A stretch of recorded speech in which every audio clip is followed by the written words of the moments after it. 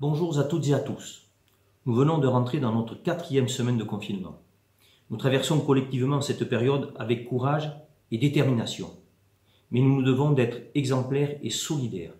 La solidarité n'est pas un vain mot en cette période actuelle.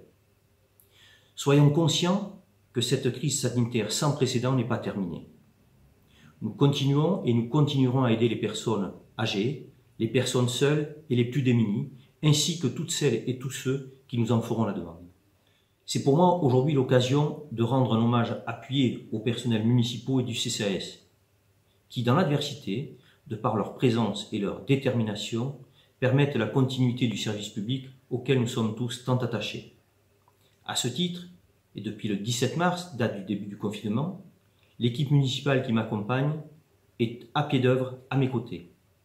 Notre site internet, notre page Facebook sont régulièrement mises à jour.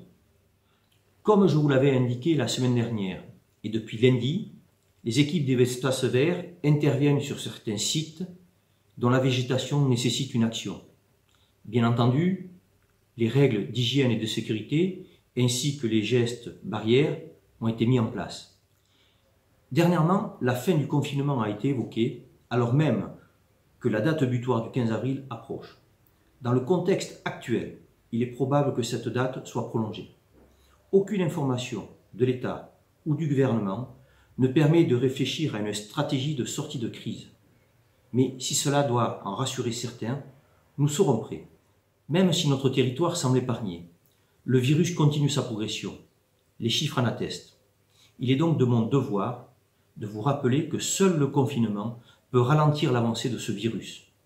Je vous demande de continuer de faire preuve de civisme et de bienveillance en restant chez vous. Soyez conscients que nous ferons tout pour rester à votre écoute. Bon courage à toutes et à tous et à bientôt.